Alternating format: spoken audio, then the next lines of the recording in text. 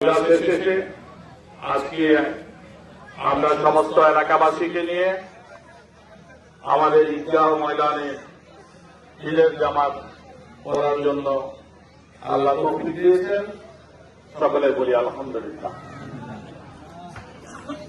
সম্মানিত উপস্থিতি, গণপ্রজাতন্ত্রী বাংলাদেশ সরকারের ব্রাহ্মণবাড়িয়া ৫ নবীনগর আসনের মাননীয় সংসদ সদস্য অ্যাডভোকেট আব্দুল মান্নান সাহেবের পক্ষ থেকে বাংলাদেশ জাতীয়তাবাদী দল নবীনগর উপজেলা শাখা রবিত্র ঈদের শুভেচ্ছা জানাচ্ছি।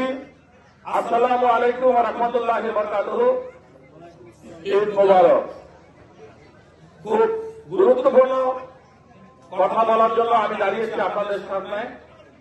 আমাদের আজকে যেখানে ঈদের জামাত আদায় করছি, ঠিক পাশে আমাদের কবরস্থান, সর্বোচ্চ 10 মিটার দূরে।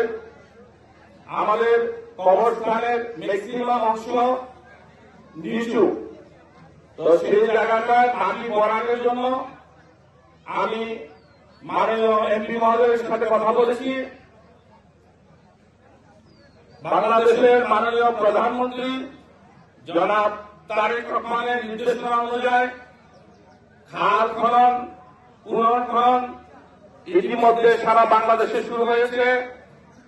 আমরাও নবীনগরের ইনু মহোদয়, এসিলেন মহোদয়, সরকারি কর্মকর্তা কর্মচারীদেরকে নিয়ে, এলাকাবাসীকে নিয়ে ইতিমধ্যে আমরা নদী ভিজিট করেছি।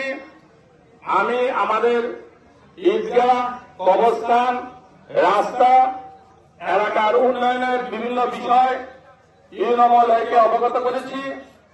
তিনি ওনার জায়গা থেকে যতটুকু পারেন আমাদের সহযোগিতা করবেন আশ্বস্ত করেছেন।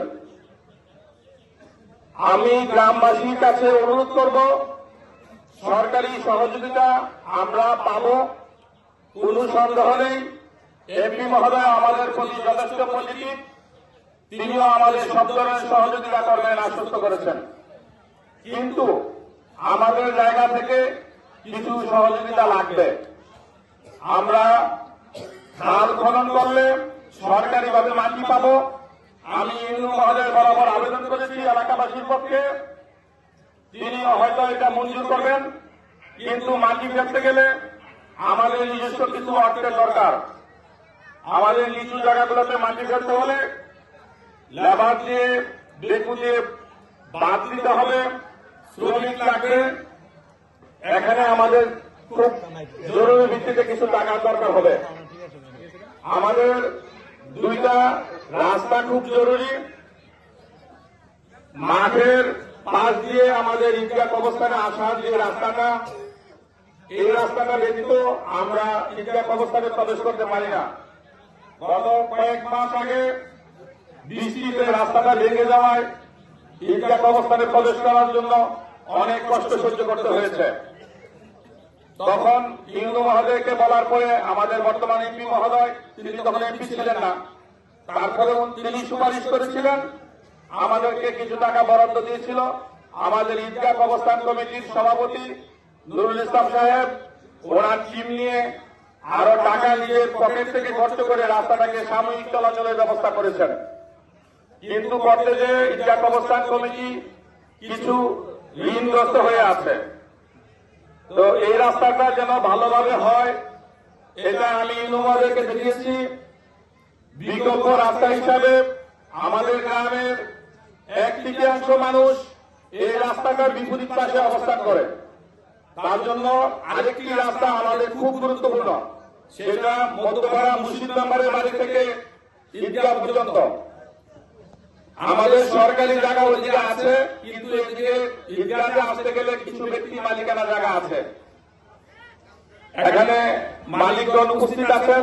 আমি সবিনয় অনুরোধ করব, আমাদের দিন শেষে একটি হিসাব, আমরা যত অট্টালিকার মালিকই হই না কেন, জায়গা সম্পত্তির মালিকই হই না কেন, আমাদেরকে সবাইকে মৃত্যুর পরে একই অবস্থান করতে হবে, এটাই আমাদের প্রকৃত ঠিকানা। আমি গ্রামবাসীর পক্ষ থেকে আজকে আনুষ্ঠানিকভাবে ওনাদেরকে অনুরোধ করব, আপনারা যদি অন্তত রাস্তাটা করার মতো জায়গা আমাদেরকে দেন, আমরা এলাকাবাসী সরকারি সহযোগিতায় সবকিছু মিলে এই রাস্তাটা করে দিলে এলাকাবাসীর মানুষের চলাচলের জন্য খুবই ভালো হবে। আমি ঈদের নামাজ 9টায়, ঈদগাহের কিছু কানেকশন আছে, অবস্থানে আছে, আর বিশেষ করে একটা অনুরোধ আসছে, আমাদের গ্রামে একটি এতিমখানা মাদ্রাসা আছে। এটা এখানে অনেক এতিম শিশুরা দিনী শিক্ষা গ্রহণ করেন। ওরা ওখানে থাকতে গেলে অনেক টাকা পয়সার প্রয়োজন হয়, অনেক ক্ষেত্রে কর্তৃপক্ষ সেটা ম্যানেজ করতে পারে না, একটু কষ্ট হয়। আপনারা একটু দয়া করে দিকে খেয়াল রাখবেন। সকলের কাছে আমি দোয়া চেয়ে এবং সব ধরনের সহযোগিতা পাবো সে আশা করে আমার বক্তব্য শেষ করছি। আল্লাহ হাফেজ। বাংলাদেশ জিন্দাবাদ।